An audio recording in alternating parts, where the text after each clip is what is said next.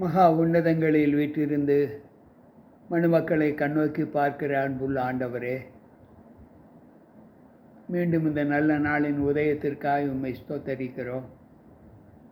தேவ சமூகத்தில் வந்திருக்கிற எங்களை உம்முடைய திருக்கரம் ஆண்டவரை வழி நடத்தி உம்முடைய ஆவியானவர் செம்மையான பாதையிலே எங்களை வழிநடத்த வேண்டுமென்று உம்முடைய கரத்தில் எங்களை தாழ்த்துகிறோம். எங்களை ஏற்று பலப்படுத்தும். ஆண்டவர் இயேசு கிறிஸ்துவின் நாமத்தில் ஜெபிக்கிறேன் நல்ல பிதாவே, ஆமென்.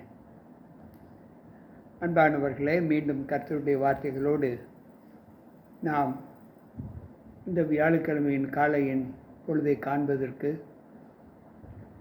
நம்மை நித்திரை நின்று கண்விழிக்க செய்த தேவனுக்கு கொடான கொடி ஸ்தோத்திரங்களை ஏறெடுத்து தேவனோடு இசைந்து வந்திருக்கிற நம் ஒவ்வொருவரோடும் அவருடைய கிருபை தங்கி இருக்கும்படியாய் தேவ சமூகத்தில் நம்மை தாழ்த்துவோம். கர்த்தர் நம்மோடு இருப்பாராக. இந்த நாளில் நாம் மனுக்குல வாழ்க்கையில் நாம் எதை கற்றுக்கொள்ள வேண்டும் என்று தேவன் நம்மை விரும்புகிறாரோ அந்த விருப்பத்திற்கேற்ற ஒரு செய்தியை ஆண்டவர் இந்த நாளிலே நமக்கு பகிர்ந்து கொடுக்கப் போகிறார். என்னவென்றால், மன்னிக்கின்ற குணம். மார்க்கு 11:25 அந்த வார்த்தை இப்படி சொல்லி இருக்கிறது: நீங்கள் நின்று ஜெபம் பண்ணும்போது ஒருவன் மேல் உங்களுக்கு யாதொரு குறை உண்டாயிருக்குமானால் பரலோகத்தில் இருக்கிற உங்கள் பிதா உங்கள் தப்பிதங்களை உங்களுக்கு மன்னிக்கும்படி அந்த குறைவை அவனுக்கு மன்னியுங்கள். நீங்கள் நின்று ஜெபம் பண்ணும்போது ஒருவன் மேல் உங்களுக்கு யாதொரு குறை உண்டாயிருக்குமானால்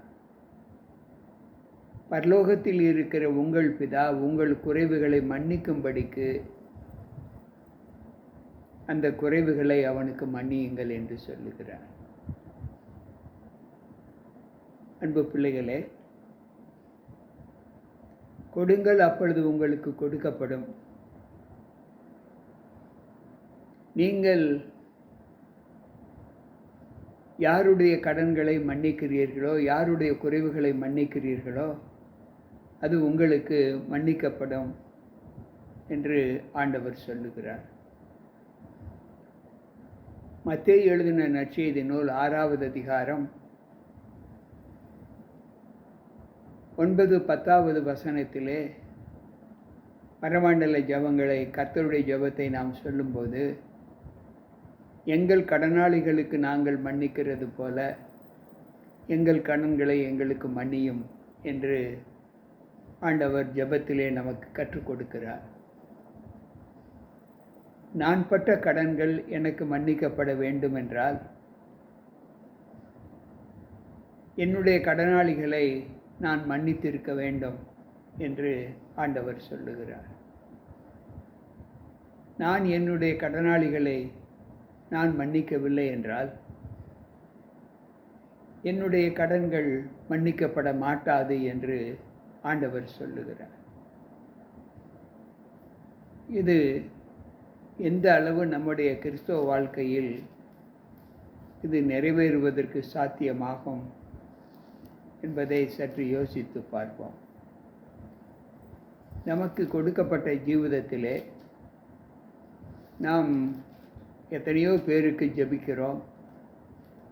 எத்தனையோ பேருக்காக நாம் பாரத்தோடு தேவ சமூகத்தில் நம்மை ஒப்பு கொடுக்கிறோம். ஆனாலும் தனிப்பட்ட வாழ்க்கையில் நாம் இந்த கர்த்தருடைய ஜெபத்தை சொல்லும்போது அதன்படி நாம் செய்கிறோமா என்பதை ஆண்டவர் இந்த நாளில் நம்மிடத்தில் கேட்கிறார். கொலைசேரின் புஸ்தகம் 3வது அதிகாரம் 14வது வசனத்தை நாம் வாசிப்போம் என்றால், இவை எல்லாவற்றின் மேலும் பூரண சற்குணத்தில் உருவாக்கிய அன்பை தரித்து கொள்ளுங்கள் என்று சொல்லுகிறார். எல்லாவற்றை காட்டிலும் பூரண சற்குணத்தில் உருவாகிய அன்பை நாம் தரித்து கொள்ள வேண்டும் என்று பவுல் சொல்லுகிறார். நாம் சொல்வது ஒன்று, செய்வது ஒன்றாக இல்லாமல், நாம் எதை செய்ய வேண்டும் என்று நினைக்கிறோமோ அதைத்தான் நாம் சொல்ல வேண்டும். எதை சொல்லினோமோ அதை நாம் செய்தும் காண்பிக்க வேண்டும். இவை இரண்டும் ஒன்றுக்கு ஒன்று முரண்பட்டால் நாம் ஜெபத்தில் வேண்டிக் கொள்வது நமக்கு பலத்தை கொடுக்காது என்று வேதம் சொல்லுகிறது. இந்த மன்னிக்கின்ற இந்த குணங்கள் நம்முடைய வாழ்க்கையில் எப்படி காணப்படுகிறது என்பதை யோசித்து பார்ப்போம். மத்தேயு எழுதின நற்செய்தி நூல் 18வது அதிகாரம், அங்கு 35வது வசனத்தை நாம் வாசிப்போம் என்றால், நீங்களும் அவனவன் தன் தன் சகோதரருடைய தவறுகளை, கடன்களை மனப்பூர்வமாய் மன்னியாவிட்டால் பரலோகத்தில் இருக்கிற உங்கள் பிதாவும் உங்களுக்கு அப்படியே செய்வார் என்றார். அன்பு பிள்ளைகளே, இந்த மனப்பூர்வமான ஒரு நம்பிக்கை நம்முடைய வாழ்க்கையில் காணப்படுகிறதா என்பதை நாம் சற்று யோசித்து பார்ப்போம். ஏனென்றால் நம்முடைய காலங்கள் தேவனுக்குள் எவ்வளவு மகிமையாய் காணப்படுகிறது என்பதை நாம் யோசிக்க வேண்டும். அடிக்கடி சொல்லப்படுகிற வார்த்தைகள் தான் இன்றைக்கு நாம் தியானித்து கொண்டிருக்கிற வார்த்தைகள். இந்த வார்த்தைகளை கொண்டு நாம் அநேக முறை போதிக்கப்பட்டு இருக்கிறோம் என்பதை வேதம் சொல்லுகிறது. யாக்கோபின் புஸ்தகம் 2வது அதிகாரம் 13வது வசனம் சொல்லுகிறது, ஏனென்றால் இரக்கம் செய்கிறவனுக்கு இரக்கம் இல்லாத, இரக்கம் செய்யாது இருக்கிறவனுக்கு இரக்கமில்லாத நியாய தீர்ப்பு கிடைக்கும். நியாய தீர்ப்புக்கு முன்பாக இரக்கம் மேன்மை பாராட்டப்படும் என்று இங்கு ஆண்டவர் சொல்லுகிறார். அன்பு பிள்ளைகளே, நம்முடைய வாழ்க்கையில் நாம் இரக்கம் காண்பிக்கிற ஒரு அனுபவம் நம்முடைய வாழ்க்கையில் எப்படி காணப்படுகிறது என்பதை யோசித்து பார்ப்போம். நாம் எத்தனையோ தவறுகளை செய்திருக்கிறோம். அந்த தவறுகளை தேவன் மன்னிக்க வேண்டும் என்று நாம் விரும்பி அவர் சமூகத்தில் நாம் ஜெபித்து கொண்டு இருக்கிறதை நாம் எல்லோருமே நன்கு அறிவோம். ஆனால் இங்கு ஆண்டவர் சொல்லுகிறார், எந்த நிலை நம்முடைய வாழ்க்கையில் நமக்கென்று கொடுக்கப்பட்டு இருக்கிறதோ அந்த வாழ்க்கையின் பிரதியுத்தரம் நம்மிலே பலம் கொள்ளுகிற ஒரு அனுபவத்தை எப்படி காண்பிக்கிறது என்பதை யோசித்து பார்ப்போம். நாம் தேவனோடு வாழ்கிற காலங்களின் மகிமைகளை எப்படி பார்க்கிறோம் என்றால், அன்பு பிள்ளைகளே, நாம் ஒவ்வொரு நாளும் இரக்கம் காண்பிக்கிற ஒரு அனுபவத்தை நாம் பெற்றிருக்க வேண்டும் என்று ஆண்டவர் சொல்லுகிறார். நம்முடைய கடன்கள் மன்னிக்கப்பட வேண்டும் என்று நாம் விரும்பினால் நாம் மன்னிக்கிற குணத்தை பெற்றிருக்க வேண்டும் என்று ஆண்டவர் சொல்லுகிறார். நமக்கு கொடுக்கப்பட்ட காலத்தின் நியமங்களிலே நாம் சற்று யோசித்து பார்ப்போம். நாம் தேவனிடத்தில் எதை விரும்புகிறோமோ அந்த விருப்பத்திற்கேற்ற ஒப்பனை நம்முடைய வாழ்க்கையில் காணப்படுகிறதா என்பதை யோசித்து பார்ப்போம். அன்பு பிள்ளைகளே, இங்கு வேதாகமத்தில் யாக்கோபின் புஸ்தகத்திலே நாம் படித்தது போல, இரக்கம் காண்பிக்கிறவனுக்கு இரக்கம் காண்பிக்கப்படும், தேவனுடைய நியாய தீர்ப்புக்கு முன்பாக இரக்கம் மேன்மை பாராட்டப்படும் என்று நாம் படித்தோம். 1 யோவானின் புஸ்தகம் 1வது அதிகாரம் அங்கு 9வது வசனம் வேதம் சொல்லுகிறது, நம்முடைய பாவங்களை நாம் அறிக்கையிட்டால் பாவங்களை நமக்கு மன்னித்து எல்லா அநியாயத்தையும் நீக்கி நம்மை சுத்திகரிப்பதற்கு அவர் உண்மையும் நீதியுள்ளவராய் இருக்கிறார். அன்பு பிள்ளைகளே, நாம் பாவங்களை அறிக்கையிட்டால் நம்முடைய பாவங்களை மன்னிப்பதற்கு உண்மையும் நீதியும் உள்ள தேவனாய் இருக்கிறார் என்று வேதம் சொல்லுகிறது. ஆனாலும் நாம் பாவங்களை அறிக்கையிடவில்லை என்றால், பாவங்களை நாம் விட்டு விலகவில்லை என்றால்,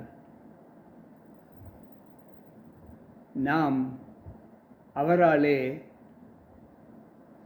நாம் எப்படிப்பட்ட நிலைமைக்கு ஒப்பாய் இருப்போம் என்பதை யோசித்து பார்ப்போம். நான் உங்களுக்கு சொல்லியும் நீங்கள் அதன்படி செய்யவில்லை என்றால், நீங்கள் என்னை பொய்யராக்குகிறீர்கள், உங்களுக்குள் என்னுடைய வார்த்தை இருக்காது என்று 1 யோவான் 1:10 வாசிக்கிறோம். அவருடைய வார்த்தை நமக்குள் நிலைத்திருக்க வேண்டுமென்றால் அவர் சொல்லியபடி நாம் செய்ய வேண்டும் என்று இங்கு வேதம் நமக்கு கற்றுக் கொடுக்கிறது. அன்பு பிள்ளைகளே, சற்று நம்முடைய வாழ்க்கையில் நாம் சிந்தித்து செயல்படுவதான ஒரு சத்தியத்தை நாம் கை கொண்டு இருக்கிறோம். ஏனென்றால்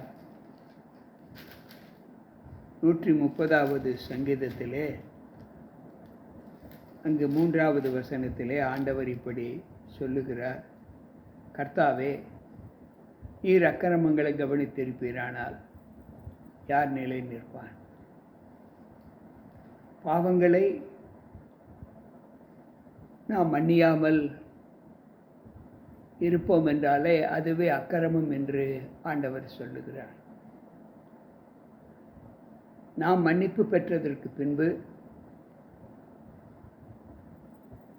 நம்முடைய மன்னிப்பை எதிர்பார்க்கிற பிள்ளைகளுக்கு அந்த மன்னிப்பை நாம் வழங்கவில்லை என்றால் அது நம் மீது அக்கிரமத்தை சுமக்கும் என்று வேதம் சொல்லுகிறது.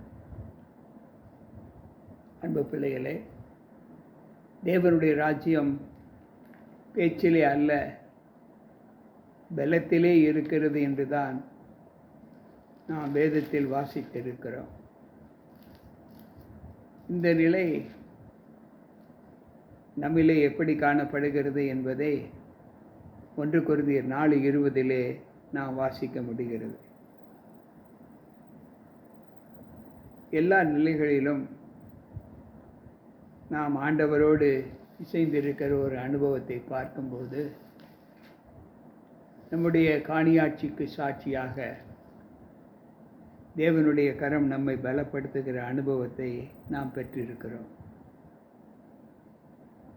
என் பிள்ளைகளே, வசனத்தினாலும் நாவினாலும் அல்ல, கிரியையினாலும் உண்மையினாலும் அன்பு கூற கடவோம் என்று 1 யோவான் 3:18 நாம் வாசிக்கிறோம்.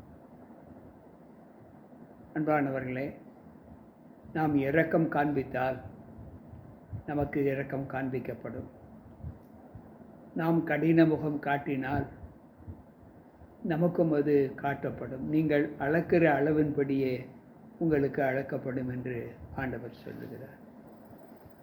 இந்த போதனைகளிலிருந்து இன்றைக்கு நாம் கற்றுக்கொள்ளக்கூடிய சத்தியம் என்ன என்றால், ஒவ்வொரு நாளும் ஆண்டவர் வேதாகமத்தில் சத்தியத்தை அறியுங்கள், சத்தியம் உங்களை விடுதலையாக்கும் என்று சொல்லுகிற ஒரு வார்த்தை எது என்றால் நல் ஒழுக்கங்கள் தான். நாம் தேவனை பற்றி எவ்வளவு பிரசங்கம் செய்தாலும், எவ்வளவு செய்திகளை கேட்டிருந்தாலும், நாம் ஆண்டவரோடு இருக்கிறோம் என்று சொல்லுகிற அந்த பெருமிதம் நமக்குள் இருந்தாலும், ஆண்டவர் சொல்லுகிறார், நாம் சொல்லியவைகளை செயலில் காண்பிக்க வேண்டும். அப்படி இல்லை என்றால் அது நமக்கு நன்மையை கொடுக்காது. தேவனுடைய ராஜ்யம் பேச்சிலே அல்ல, பலத்திலே இருக்கிறது.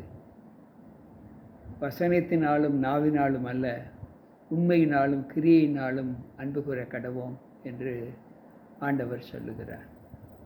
கேட்டுக்கொண்டு இருக்கிற அன்பான தேவ பிள்ளைகளே, இன்றைக்கு நம்முடைய வாழ்க்கையில் மனுஷீக சஞ்சாரத்தில் நாம் வாழும்போது இந்த நற்குணம், மன்னிக்கின்ற ஒரு குணம் நமக்குள் இருக்க வேண்டுமென்று நம் தேவன் சொல்லுகிறார். இது ஒரு பெரிய ஒழுக்க நெறியுள்ள ஒரு குணம். இந்த மன்னிப்பு என்பது அன்பின் அஸ்திபாரத்திலிருந்து வரக்கூடிய ஒன்று. அன்பு இல்லாதவன் தேவனை அறியவில்லை என்று ஆண்டவர் சொல்லுகிறார்.